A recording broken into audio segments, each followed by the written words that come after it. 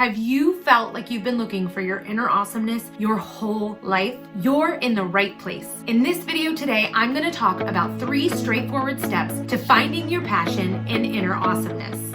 Hi, I'm Becca. I'm a mother of 3 and an Etsy shop owner. I'm basically just a human doing my very best to make the people in this world feel loved and inspired. Welcome to my channel.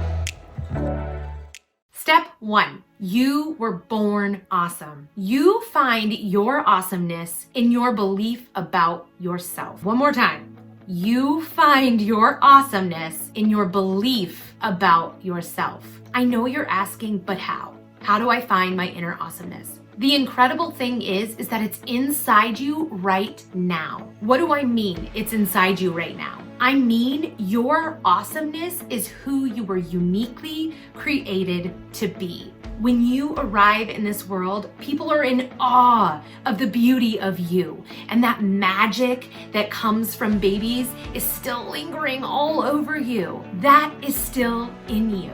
You were created on purpose, with unique gifts and talents in a unique combination that makes you awesome. The trouble is that when we go throughout life, we hear things from other people that create doubt in ourselves. You can't do this because you're not smart enough. You only got where you are by being your mom's son. You didn't do anything yourself. You're crazy. If you would only lose weight, you'd be so pretty. When we hear these negative thoughts, we start doubting ourselves. We start forming limited beliefs about ourselves. But the truth is that those beliefs are coming from broken people. They're coming from people who don't see their own awesomeness. You wouldn't go to a smoke shop and ask them, Hey, do you guys know how I quit smoking? they don't want you to quit smoking. They don't have your best interest at heart. They run a shop that sells death sticks. They don't have advice for you on how to quit smoking. So you don't want their advice on that. Equally so, the people who have shamed you, hurt you, or made you feel less than have no place in your head or in determining your self-worth. So when you think about yourself, I want you to think about all of the things that make you uniquely awesome. What is the little thing that you do that nobody else does? Those are the thoughts that I want you to focus on and I want you to feed. So when you think about yourself, I want you to imagine all of the parts that are incredible about who you are, your awesomeness. Those are the thoughts that we want to feed and we want to grow in ourselves. And if you're interested in that, I have another video and I'm going to link it here or here or here so that you can click on that. It's all about affirmations and how to turn those negative thoughts into positive thoughts to change our mindset. It also has a worksheet to write your very own affirmations that will be super powerful in creating change in your life. Okay, so now that you know you're awesome, which you are, let's jump into how to turn that awesomeness into the form of passion. Step 2, ask yourself this question. Get a pen and paper or your journal. I know, everyone, journaling's good. It is good. People, it is literally reading your thoughts. It is big time stuff. Okay, so get a pen and paper or even use the Notes app on your phone and write out this question. If you were to kick all opinions aside, I mean not care what a single person thought, and kick all financial obstacles aside, what would you be doing with your life? I want you to really think about this. If you have to, make everything else around you right now quiet. If you can't make it quiet, put your headphones on and really think about this question. Close your eyes and envision, what would you be doing right now if you didn't care what anybody else thought and money wasn't an obstacle? What picture pops into your head when you ask yourself this question? For some people, this might be really easy. You might have a huge passion for teaching or art,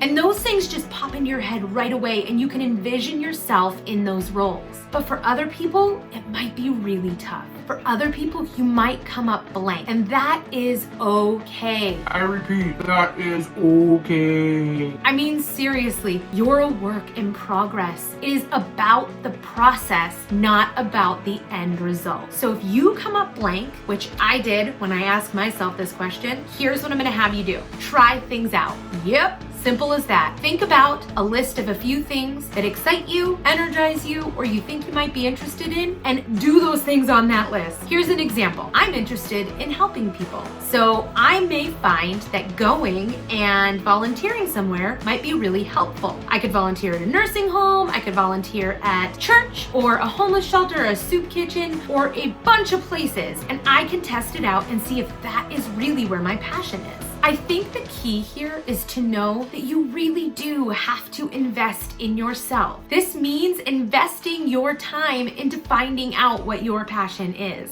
It doesn't have to be a lightning bolt moment where you know right away what your passion is. Sometimes it takes time, but I promise you, you do have passions and desires. And when you find yours, you're gonna start to see that you get lost in time. Time melts away when you are pursuing this thing. Maybe the hours seem like minutes. That is a huge clue that this is your passion. Here's one more tip for finding your passion if that question didn't help. Ask yourself or your family or someone who knew you when you were a kid around the ages of 7 to 14, what was I doing and playing all the time? This will lead to clues about what your inner awesomeness and passion really is.